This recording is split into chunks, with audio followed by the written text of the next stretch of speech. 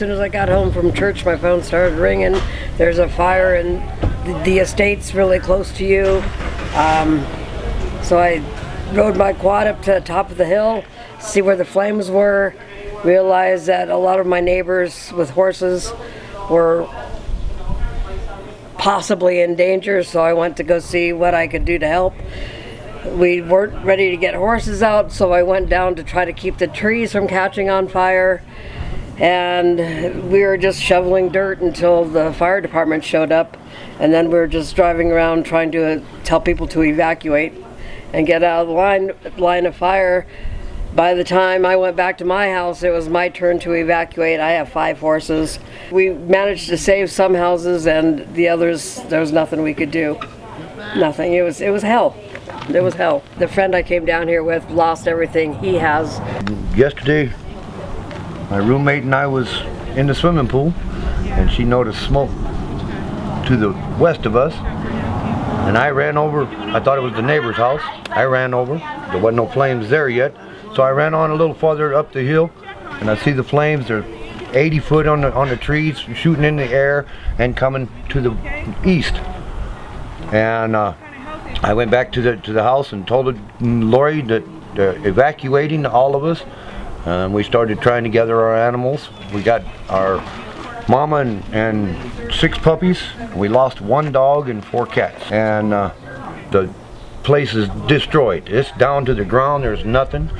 We came out, went to a friend of ours' house up the road, and then came to the community center later in the evening, and then back up here again this morning.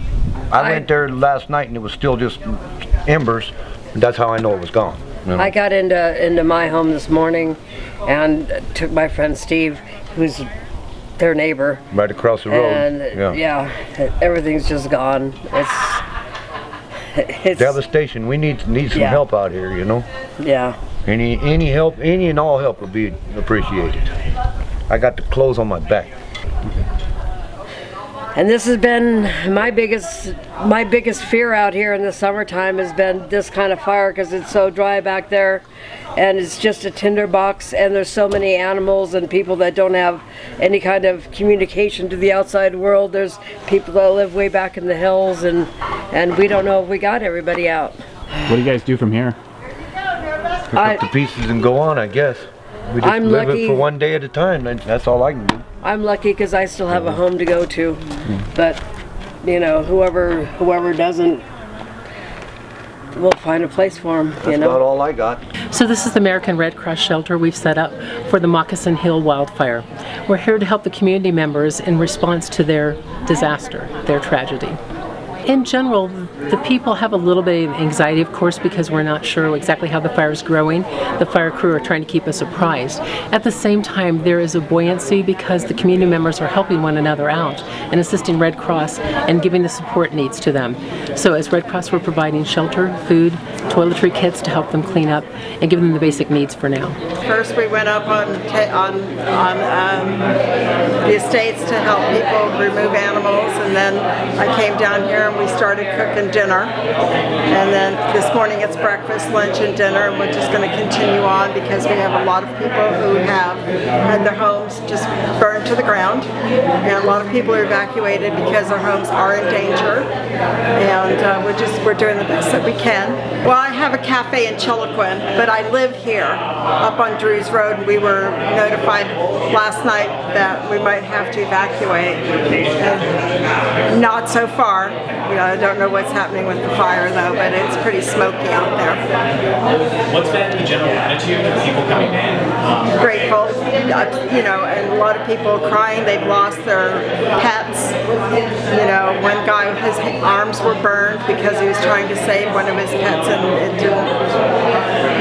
he couldn't. He got burned doing that. So, yeah, and just,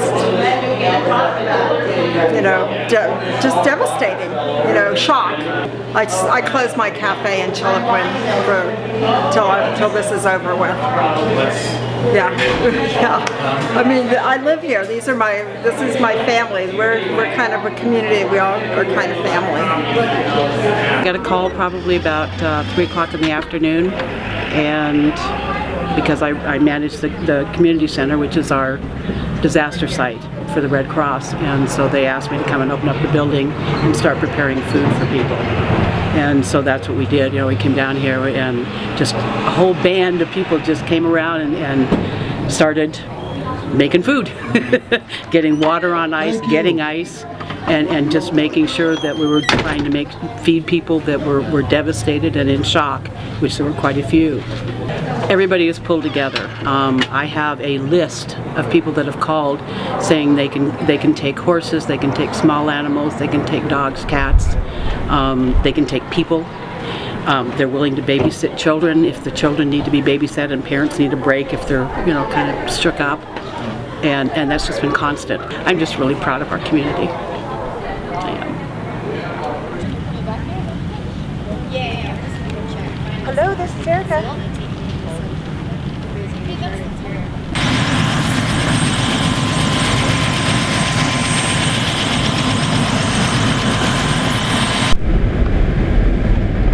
Division Zulu, this is Public Information Officer Rasmussen on TAC.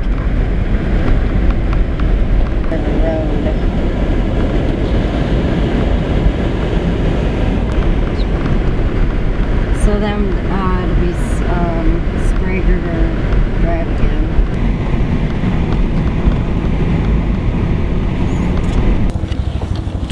I think they're bringing in a new, they might be bringing in a new one at Today we've been mopping up, grading 200 feet in, dry mopping all the hot spots, all the visible smokes, the big stumps. So it's really hot. Really hot. We just got here this morning, 0600, and plan to be here about 2000. Holding.